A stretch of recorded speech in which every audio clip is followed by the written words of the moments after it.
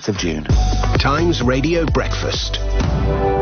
Good morning, it's 19 minutes past 8. Now, turkeys don't vote for Christmas, but the BP boss, Bernard Looney, recently acknowledged that something rather unfortunate might happen. He said BP would continue to invest in the UK, even if a windfall tax is imposed on oil and gas companies. Well, the representative body for the UK Offshore Energy is today urging the Chancellor to hold firm on the windfall tax idea. Let's speak now to the Chief Executive of Offshore Energies UK, Deirdre Michie. Good morning to you. Good morning, Chloe.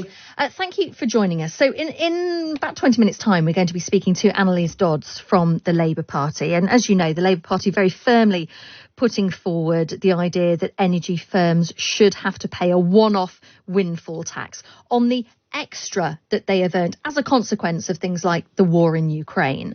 Why don't you think that's fair? So what we're saying is that actually the tax regime is working. We are already as a sector paying twice as much as any other sectors at 40%.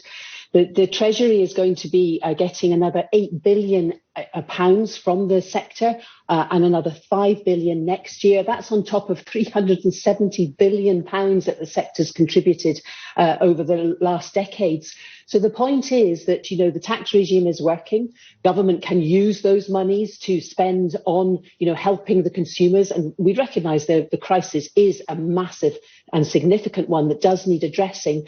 But the point, Chloe, really to reinforce is we need these companies to keep investing in oil and gas for security of energy supply, but we also need them to invest in the energy transition.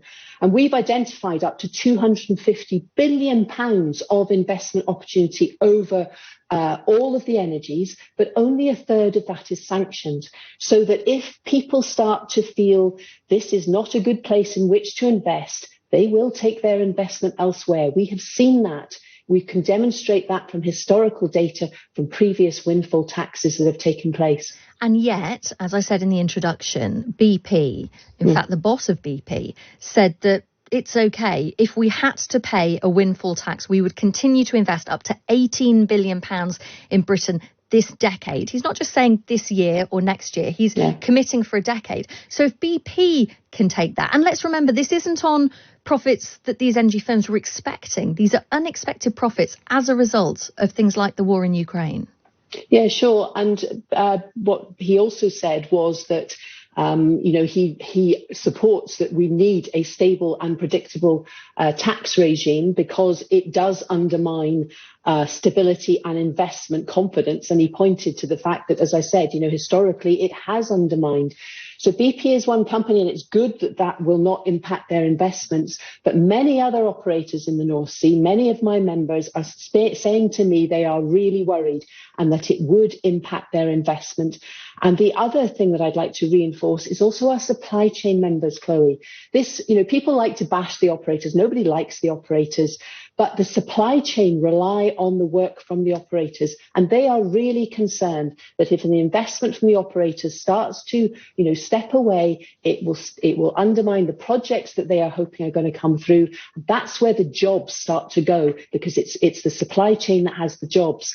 They also have the expertise, the skills that are going to underpin the energy transition. We should be in no doubt that it's the oil and gas companies and their supply chain that are going to drive the energy transition forward. The two go hand in hand. We've talked about oil and gas companies. We've talked about business so far. What we haven't talked about is people in this country who are struggling, people who are on low incomes. We spoke to the IFS earlier on in the programme, who said that people who are on lower incomes are actually facing inflation of 11% at the moment. We've seen people who go to food banks who are saying, I can't actually cook the food I'm being given from a food bank because I can't afford the energy costs. What do you say to those people who right now are struggling, they're choosing between eating and heating, and yet there are billions, hundreds of billions of extra money that are being made by the companies that you represent? Yeah, I completely recognise this is a fundamental and unprecedented crisis that does need to be addressed. The stories that we are hearing are awful. So I suppose my response to you is, as I said earlier, the Treasury is getting, a unique amount of monies that they were not expecting.